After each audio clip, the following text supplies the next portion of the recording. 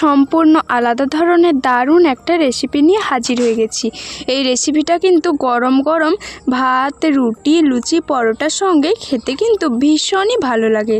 তো চলো আজকে রেসিপিটা তোমাদের সঙ্গে শেয়ার করি। রেসিপিটার জন্য এইদিকে নিয়েছি আমি কিছুটা বিনস আর নিয়েছি আলু।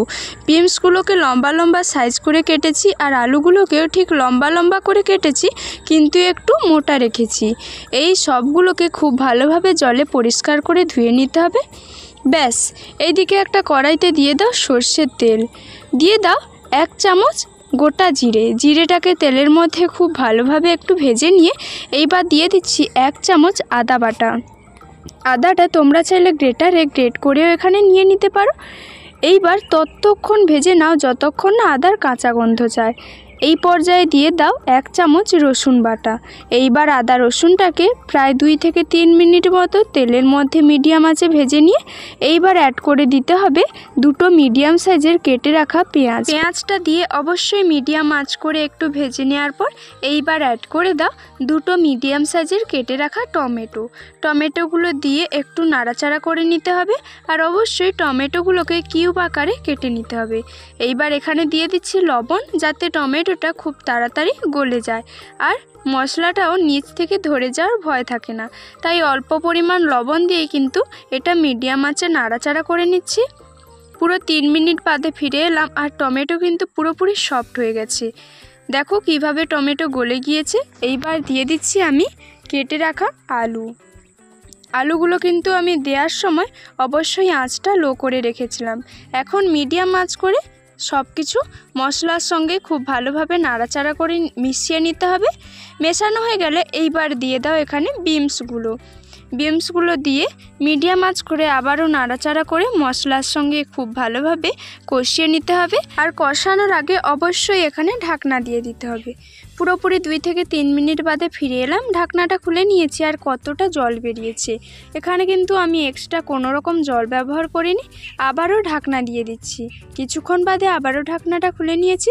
এইভাবে ঢাকনা দিয়ে ঢাকনা খুলে এটাকে কষিয়ে নিতে হবে। এইবার এখানে অ্যাড করে দিতে হবে কিছুটা পরিমাণ মসুর ডালটাকে ভালোভাবে ধুয়ে তারপর এখানে অ্যাড করে অল্প পরিমাণ জল দিয়ে দিতে হবে। জলটা দিয়ে একটু নাড়াচাড়া করে নিতে হবে। আর অবশ্যই তোমরা তোমাদের পরিমাণ অনুযায়ী এখানে ডালটা দিয়ে দেবে। এবার দিয়ে দিচ্ছি 1/2 চামচ হলুদ গুঁড়ো, 1/2 চামচ লঙ্কার গুঁড়ো, দিয়ে দিচ্ছি স্বাদের ব্যালেন্স ঠিক রাখার জন্য অল্প পরিমাণ চিনি, আর এখন দিচ্ছি জিরে গুঁড়ো। এখন এই সবগুলো মশলাকে খুব ভালোভাবে নাড়াচাড়া করে নিতে হবে। তার আগে বলে রাখি অবশ্যই এখানে অল্প পরিমাণ জল দিতে হবে, কারণ এই সব মশলাগুলোকে আমি একটু কষিয়ে নেব। ঢাকনা দিয়ে কিছুক্ষণ বাদে ফিরে এলাম। এখন মশলাগুলো আমার খুব ভালোভাবেই কিন্তু কষানো হয়ে গেছে আর মশলাগুলো আলু, বিনস, ডালের সঙ্গে খুব ভালোভাবে মিশে গেছে। এইবার এখানে দিয়ে দিচ্ছি জলটা এমনভাবেই দিতে হবে যাতে ডাল, আলু, বিনস সব কিছু খুব ভালোভাবে সেদ্ধ হয়ে যায়। আর ডালগুলো কিন্তু একবারে সেদ্ধ করে ফেলা যাবে না। এইবার ঢাকনা দিয়ে দিচ্ছি। ফিরে আসছি মোটামুটি 5 মিনিট পর। এখন আমার রেসিপিটা পুরোপুরি তৈরি। আর ডালগুলো দেখো আমি কিন্তু একটু গোটা গোটা রেখেছি, একেবারে গলিয়ে নিইনি। আর আলু, বিনস সব কিছুই কিন্তু খুব ভালোভাবে সেদ্ধ হয়ে গেছে। এইবার ওপর থেকে কিছুটা পরিমাণ ধনেপাতা ছড়িয়ে এটাকে নাড়াচাড়া করে একটা পাত্রে আমি পরিবেশন করে নেব। তো বন্ধুরা, তোমরা যদি আমার এই ভিডিওটা ফেসবুক পেজ থেকে দেখো অবশ্যই পুতুল ফ্যামিলির পেজটাকে একটা ফলো করে লাইক কমেন্ট করে পাশে থাকবে। আর ইউটিউব থেকে দেখলে অনুরোধ থাকলো সাপোর্ট করে এইভাবে এগিয়ে নিয়ে যাওয়ার জন্য।